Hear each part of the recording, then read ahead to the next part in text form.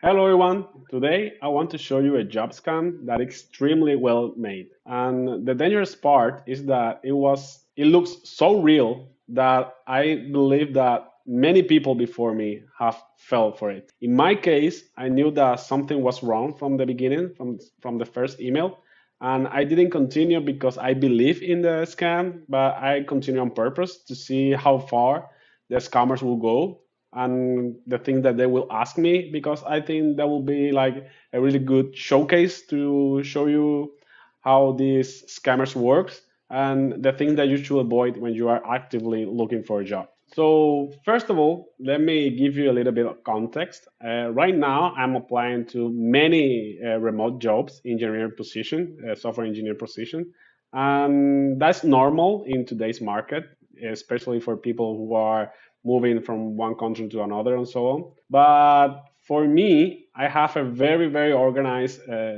method. I have a very organized method, and I keep like clear record of every company that I have applied to. So when the first email arrived, I immediately figured out that this was like a scam because it was a company that I never applied before. I don't even know the company's name. That raised a red flag for me, and I want to go with you through all the emails, to all the conversation that I have with this person. So in the future, if you have like a similar situation, you know what you should do, and you can identify if you are being scammed or not. So as I was mentioned to you before, I want to show you the entire conversation with this scammer. So you try to figure out with me why I believe it was a scam and the things that they will ask me and why I given them back. So I can continue with this conversation to see where this goes and try to show you the things that they are asking and try to avoid these kind of mistakes on the future. Okay. The first things that caught my attention in this email was that they are calling me for a Python engineer position at the CRH company. This company I never applied before in my life. I don't know if this company is real. So the first thing I did was looking for this company on LinkedIn and try to figure out this John Garcia person, try to see if this was a real person or not. As I was mentioned, I have a very organized method for all the companies that I apply. If you can see here, this is all the companies that I have applied in the past like month or so. So as you can see, the CRH is not one of these ones. So that was the first red flag for me. So, but you never know. Maybe I apply in LinkedIn and easy apply or something like that, and I didn't realize. The second red flag is that normally, and I say like 99.9% of the time, you'll never receive an invitation for an interview from a Gmail account, especially if this company is like a big company, as they say forward in the email. You know, they writing me with a johngarcia.crh@gmail.com. So that for me, that was like a 99.9% of chances to be on a scam. So another thing that we can see in this first email that they sent to us is that the date for this interview was in January 7, 2025, and we are in 2026 already.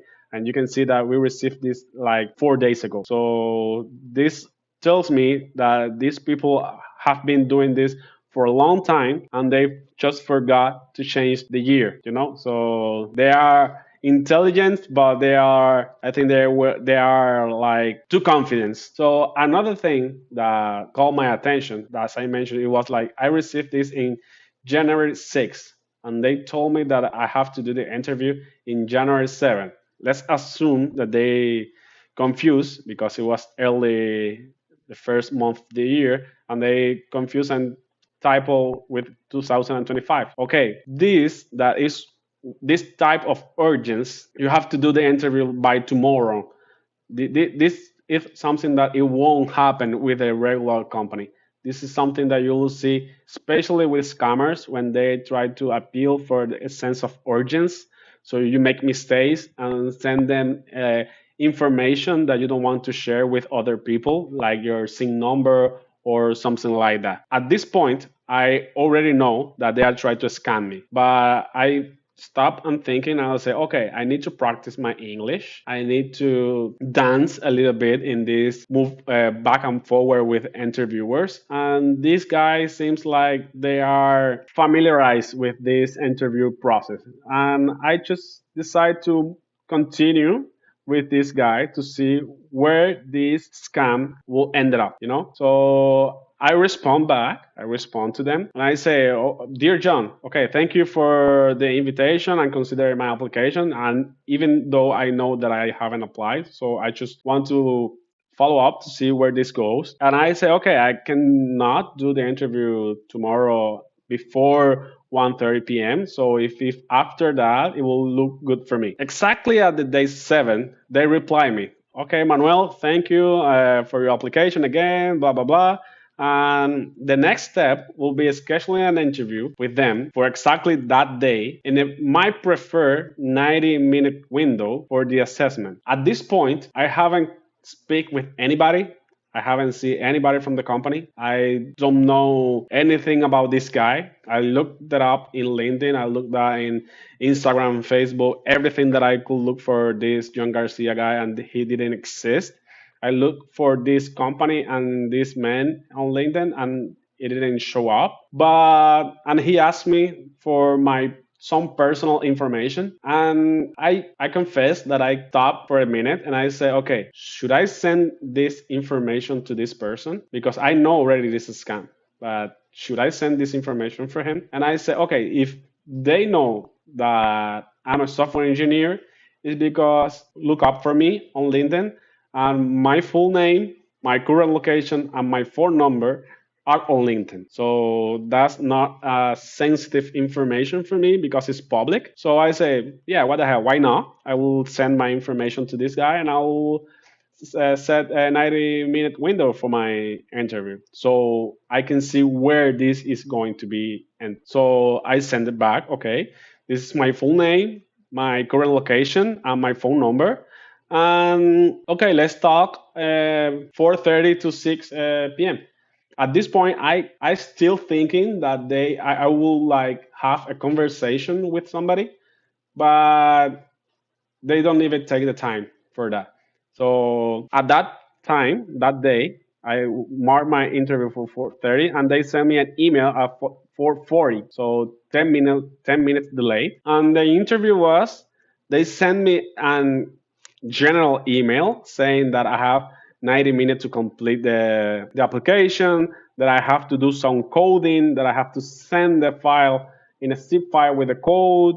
And when I review these documents that I supposed to do the coding stuff, it was more like architecture questions and more like how much money do you expect to earn and something like that. And there was no coding behind it. So I just say, okay, this email has nothing to do with this other attachment that he sent me. But I say, okay, it's good to practice. And I just going to answer every question that he asked, and I will send it. So that's what I did. It was the questionnaire was split in 3 parts. The first part, it was like professional context and something like that. How many hours and how much I want to earn for this job. The second one was about Python and system engineering and something like that. And the third part was about infrastructure, about things about infrastructure and software engineering, something like that. And the final is about professional practice and alignment with the company. So I did that. I answered every question that they asked in the file that they sent me. And after that, I also create a much detailed document explaining each one of my answers so they can have like more context of why I'm answering in this way, why I prefer UV over poetry, where I use Panda and NumPy, why I prefer polars in some occasions, something like that. So I took the time to actually do the test as it was like a real company, like a real interview, so I can practice. And I sent it back. I was hoping that they answer me like the next day or next week, as usual in this kind of interviews. When you do like an interview like this, like they send you like a challenge so you can solve on something like that, usually they answer you in 2 days to a week. And the guy answered me like 2 minutes after I sent the email. Okay, I sent the email 6:01 and the guy answered me 6:08 or so, 7 minutes. Okay, Manuel, we received your complete assessment and the things that you should expect after that. Okay, I said okay. That he confirmed the receivement, but that's okay. That's okay. Then he talked a little bit more about the role that I'll be doing, something like that, and that's okay. That's not unusual. But an hour before after that, he sent me this other email. Here is when I already know that it was a scam. Yeah, the 0.001% that I wasn't convinced yet. Here it was that was like the final drop to I can realize that it was a scam. For example, here he said, "Dear Manuel, following the review of your engineering and hiring commit, I'm pleased to extend you a formal offer employment position remote with CRH." Okay, they are offering me already the position, and I haven't even talked with nobody in HR. I haven't met my future coworkers. I haven't shared word with the people in the company. I don't know anything about this guy. I asked for $55 an hour, and they are willing to pay 85. They have a training period that's not difficult, but that's not something unusual. But they are giving me like all this stuff, and they don't know who I am, and worse, I don't know who they are. And they say that I have to send all my information through this portal here. This is a link that I haven't clicked in this link because I'm almost 100% sure that this is a link so they can store my information, like try to enter my computer or something like that. I don't know. And try to send the information like my current residential address, that is a little bit more sensitive than say that I'm living in Niagara Falls. So here it was like 100% sure that there was a scam. At this point, I don't want to continue because I don't know what else to say to this guy. So the only thing that I think was to say, okay, dear John, because you always have to be polite, even though you are dealing with scammers. You always have to be polite. What I did was, dear John, thank you for sharing the offer and the position feedback regarding to my technical assessment. Before proceeding with the onboarding step, because they already want me to do the onboarding, I would like to complete a brief verification to ensure my alignment with the CRH standards. Could you please provide me the following? A corporate email for start, because till now he is writing me from the Gmail account. So I want a corporate email, something with the domain .crh, something like that. I want a formal offer letter issued by them. I don't know if they have like stamp or something like that issued by them. I want a link to the official CRH career portal when I can see this job opportunity listed.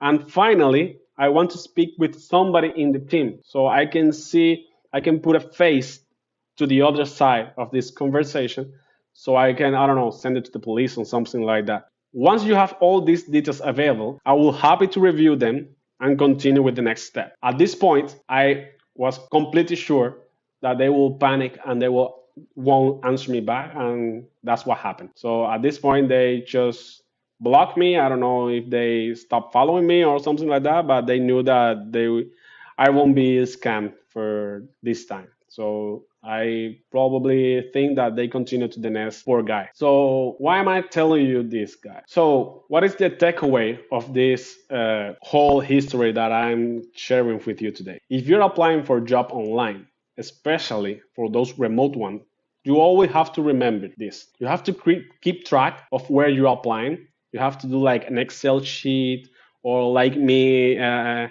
folder in your browser, something like that. You have to keep track of all the application that you submit, because this will help you not to avoid scammers, but also when you are in an actual interview and you want to like try to talk about the company that you are interviewing for, you can go faster to this company and see like the about page, what are they doing, the things that are the project they have, because you always want to have this baggage in your hand so you can talk about the company with the interviewer. So you always have to track where you're applying. You always have to verify email domains. In this case, you see they try to cheat with this .ch, but you know that this is not the real domain. This is just the name they put. The real domain is gmail.com. So you have to verify the email. You have to remember not ever, never ever send personal data without official documents. If they don't send you like official document for the company or something like that, you never have to send back like any information about yourself, about your current address, like your SIN number, like anything like that that will be sensitive. You never ever send that to anybody. You have to be very careful with the offer that move too fast, like this one. Like they want to hire me like in 2 hours. That's not something that you'll see normally. So you have to remember that. You always, when you have any doubt, try to ask to speak with a real human, like a real team member of the team that you were going to work with, because this maybe they can like put somebody to talk with you and something like that, but this will give you like a sense of read the face of the people that is in front of you. And other thing that you can do is you have doubt, you can call directly to the company, like search for the CRH company on Google and look for the phone number, something like that, and call them directly and say, hey, I'm applying for this position. Is this position currently available on your career portal, or this is a scam? And report this guy as soon as you know, as soon as you figure out it's a scam. And finally, and most important in my case, is always trust your instinct. If something feels off, it's because it usually is. So in this world, nothing is for free. And when people are trying to give you something that seems extremely easy, it's because they are trying to scam you in some way. So to close up this video, the thing that I'm trying to say is that I'm not sharing this to scare anyone. By the contrary, remote jobs are there, out there, and you can find it. There's like a lot of opportunities in LinkedIn, remote.io. You can go to Indeed, something like that. There's a lot of remote jobs that are available. So I'm not sharing this to scare anyone. These scams are designed to target smart and capable people. So if this video helped you and you find that it was useful to you in some way, or you know someone who is currently job hunting, please feel free to share the video. And if you want to analyze more suspicious email, let me know in the comments so I can bring all the history that I have, because this is not the first one. This is just the first one that I took the time to go email by email to try to share with you the things that happen. So thank you for being here. If you stayed until the end, I hope this video was useful, and see you in the next one.